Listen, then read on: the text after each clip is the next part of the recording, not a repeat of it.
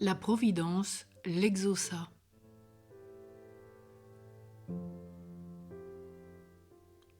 Un jour, la princesse Poxylène de Lokovitch, une grande bienfaitrice des frères, lui fit cadeau d'une petite statue de l'enfant Jésus. En la remettant au prieur, elle lui dit « Mon père, je vous confie ce que j'ai de plus cher. Honorez cette image et vous ne manquerez jamais de rien. » C'était en 1628. Certaines sources antiques et une vénérable tradition de la maison Lobkowicz affirmèrent que la mère de Polixène, Marie Manriquez de Lara, née princesse Pignatelli, avait apporté cette statuette miraculeuse de l'Espagne. Ensuite, elle l'avait donnée comme cadeau de noces à sa fille.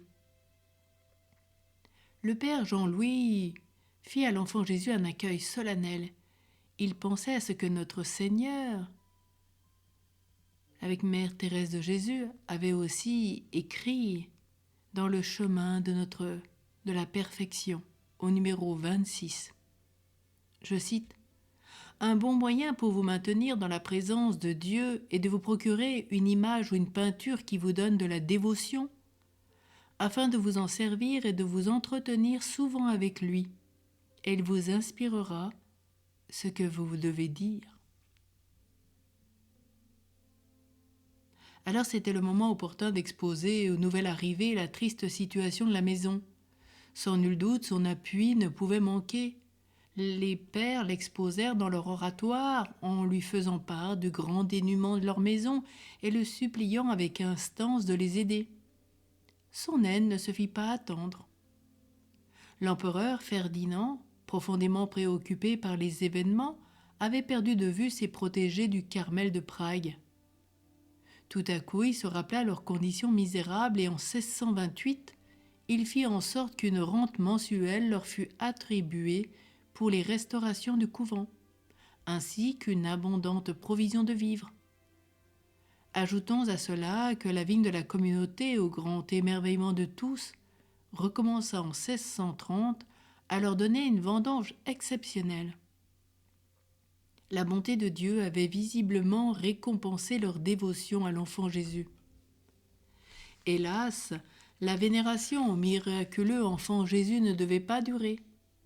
Par suite des événements militaires, les supérieurs se virent forcés d'envoyer à Munich, en Bavière, les novices qui étaient les plus fidèles dévots de l'enfant Jésus. Entre-temps, Gustave Adolphe faisait une incursion en Allemagne. Partout, il arriva avec son armée victorieuse, il remplissait la population d'angoisse et de terreur, laissant derrière lui les monceaux de ruines fumantes et des milliers de cadavres. L'Allemagne semblait désormais irrémédiablement perdue pour l'Église catholique romaine, parce que Gustave Adolphe avait l'intention de fonder un empire purement protestant. Pendant qu'il occupait les régions occidentales, le prince électeur de Saxe arriva en Bohême avec son armée et le 15 novembre 1631 prit d'assaut la ville de Prague. Le 1er janvier 1632 arrivèrent de Saxe les propagandistes protestants, les prédicants.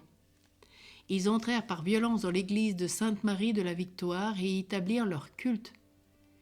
Tous les carmes avaient fui, sauf le sous-prieur et un frère convers.